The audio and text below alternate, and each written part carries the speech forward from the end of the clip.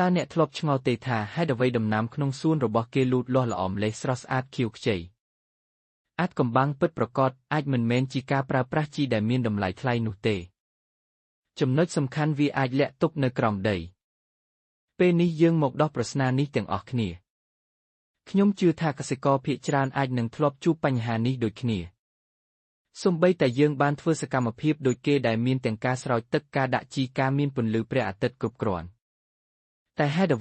វីដំណាំរបស់យើងដូចជាសូវលូតលាស់សោះស្លឹកក៏លឿងដើមក្រិនមិនស្រស់ស្អាតមិនខៀវខ្ចីដូចដំណាំគេស្ដាប់ទៅវាដូចជាស្មុគស្មាញមែនទេ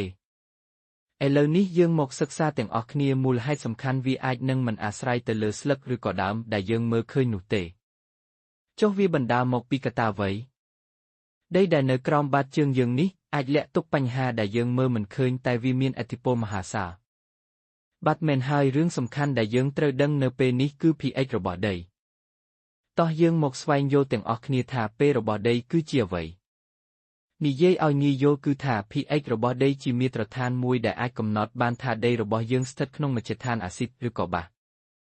ដែលមាត្រដ្ឋាននេះវាតម្លៃចាប់ពី0រហូតដល់14តោះយើងមកមើលមាត្រដ្ឋាននេះទាំងអស់គ្នាប្រសិនបើតម្លៃវាតូចជាង7បញ្ជាក់ថាវាស្ថិតក្នុងមជ្ឈដ្ឋានអាស៊ីតហើយបើវាស្មើ7មានន័យថាជាนืតហើយមួយវិញទៀតបើវាធំជាង7មានន័យថាវាស្ថិតក្នុងមជ្ឈដ្ឋានបាសរឿងដែលយើងត្រូវដឹងគឺដំណាំភាគច្រើនចូលចិត្តដីក្នុងមជ្ឈដ្ឋានนืតយើងសាកស្រមៃមើលថាសារធាតុចិញ្ចឹមនៅក្នុងដីត្រូវបានចាក់សោក្នុងទូសារធាតុចិញ្ចឹមហើយតម្លៃរបស់ pH គឺជាកូនសោសំខាន់ប្រសិនបើដីយើងមានតម្លៃ pH មិនស័ក្តិសមដំណាំរបស់យើងក៏មិនអាចទទួលបានអាហារតាមតម្រូវការបានដែរទោះបីដីមានសារធាតុចិញ្ចឹមច្រើនប៉ុណ្ណាក៏ដោយចឹងសូវបញ្ជាក់ថាបញ្ហាដែលយើងត្រូវដោះស្រាយមានពីរសំខាន់គឺទី1ដីយើងស្ថិតក្នុងមជ្ឈដ្ឋានអាស៊ីតដែលតម្រូវឲ្យយើងរកវិធីសាស្ត្រដំឡើងតម្លៃ pH ហើយបញ្ហាទី2គឺដីរបស់យើងស្ថិតនៅមជ្ឈដ្ឋានបាសដែលតម្រូវឲ្យយើងរកវិធីសាស្ត្រទម្លាក់តម្លៃ pH អូខេពេលនេះយើងមកដោះស្រាយបញ្ហាទី1របស់យើងគឺដីមានភាពអាស៊ីតឬអាចហៅបានម្យ៉ាងទៀតថាដីជូរ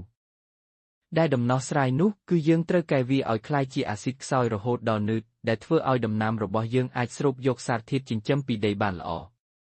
ហើយវិធីសាស្ត្រកែក៏ងាយមានត្រឹមតែ3ដំណាក់កាលប៉ុណ្ណោះទី1គឺត្រូវវាស់កម្រិត pH ដីយើងដើម្បីដាក់ដំណោះស្រាយបានត្រឹមត្រូវហើយទី2គឺជ្រើសរើសយកសម្ធាតុដែលមានភាពបាសនិងទី3នោះគឺយកសមាសធាតុនោះដាក់ទៅក្នុងដីនៅស្រទាប់លើជីចម្រៅដែលរុះដំណាំចាក់ទៅដល់តើអាវុធដែលយើងយកមកប្រើដើម្បីបន្ថែមកម្រិត pH មានអ្វីខ្លះអ្វីដែលកសិករនិយមយកមកប្រើគឺម្សៅកំបោរដែលអាចហៅបានថាកំបោរកសិកម្មឬប្រសិនបើចង់បានវិធីបែបងាយគឺភេសចង្កានក៏អាចប្រើបានដែររឿងដែលយើងត្រូវដឹងគឺយើងអាចប្រើមួយណាក៏បានតាមលទ្ធភាពដែលយើងអាចរកបានពេលនេះយើងបានដោះស្រាយបញ្ហាទី1រួចរាល់ហើយអ្វីដែលយើងធ្វើបន្ទាប់គឺការដោះស្រាយបញ្ហាទី2ក្នុងករណីនេះដីមានភាពបាសឬដីអាល់កាឡាំងម្ដង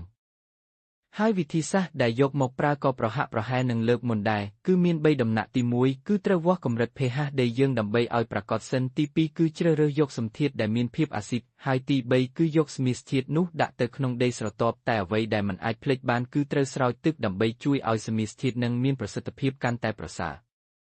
តើសមាសធាតុអ្វីខ្លះដែលយើងអាចយកមកប្រើដើម្បីទម្លាក់កម្រិត pH បាននឹងហើយជាអ្វីដែលខ្ញុំចង់ប្រាប់បន្តិចទៀតនេះវត្ថុធាតុដែលកសិករនិយមយកមកប្រើគឺជាជីធម្មជាតិឬក៏ជីកំប៉ុស្តព្រោះវាមានសមត្ថភាពជួយកែសម្រួលកម្រិត pH របស់ដីយើងបានល្អប្រសើរបំផុតទីបំផុតយើងបានដោះស្រាយបញ្ហា pH ដីបានចប់រួចរាល់ហើយលទ្ធផលដែលទទួលបានគឺដំណាំរបស់យើងបានត្រឡប់មកលូតលាស់ល្អមើលទៅមានជីវិតជីវ៉ាវិញហើយជាចុងបញ្ចប់តួលេខដែលយើងត្រូវចងចាំគឺ 6.5 នេះគឺតម្លៃ pH ដែលចាត់ទុកថាតម្លៃមាសដែលរុក្ខជាតិត្រូវការសម្រាប់ការស្រូបយកសារធាតុចិញ្ចឹមពីក្នុងដីយើងដឹងហើយថាតម្លៃនៃ pH ដីពិតជាមានសារសំខាន់ក្នុងវិស័យកសិកម្មព្រោះវារួមចំណែកសាងមជ្ឈដ្ឋានរស់នៅដ៏សម្បូរបែបសម្រាប់ដំណាំហើយតម្លៃ pH ដីជាចំណេះដឹងសំខាន់មួយក្នុងចំណោមចំណេះដឹងសំខាន់ជាច្រើនទៀត